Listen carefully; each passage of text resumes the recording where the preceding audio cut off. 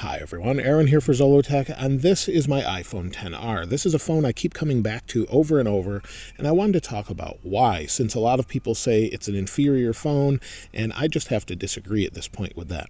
Now the first thing has to do with battery life. This phone gets really good battery life, and in fact you'll see here I had about 6 hours and 10 minutes of screen on time the other day and 40 minutes of screen off time with about 20 to 30% battery life left.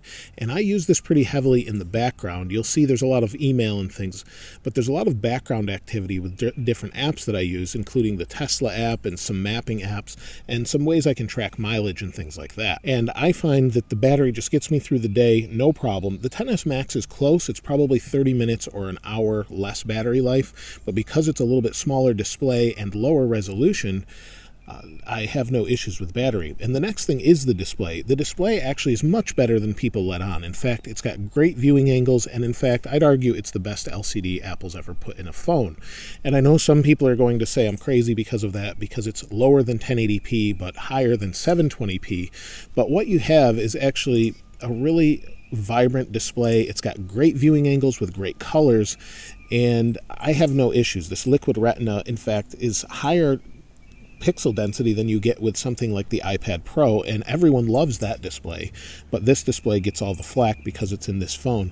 But you can't see the pixels, and then you get the added benefit of not having PWM, or pulse width modulation, that an OLED display has, which means that's how it controls its brightness, and the brightness, the higher it is, the faster it flickers with an OLED. With an LCD, you don't get the flicker, and it won't harm your eyes, or bug your eyes, I should say, as it does myself. That's about 1 in 10 people experience that issue. So this is kind of the only option other than, say, an iPhone 8 Plus or something along those lines. Now, of course, we have the same speed as everything else. Scrolling is nice and smooth, opening apps.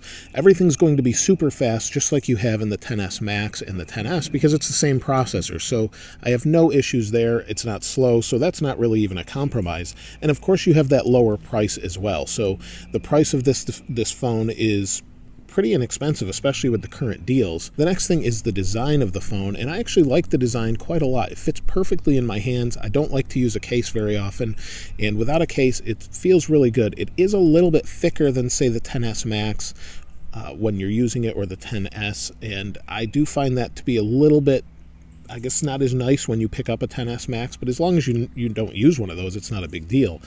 This is a really nice design. It feels very premium in your hands, and I really enjoy using it.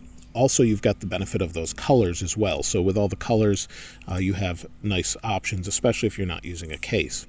Now with the speakers, you're not making a compromise as either, so you've got the same great speakers. And then my favorite thing about the XR is its camera. And I know a lot of people say, well, it only has one camera, that's no good.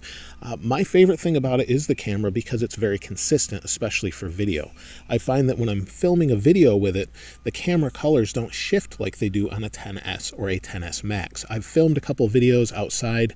Most of them are filmed with the XR because there is no color shift. When the colors change, you'll see it get a little bit brighter and darker because everything's in full auto.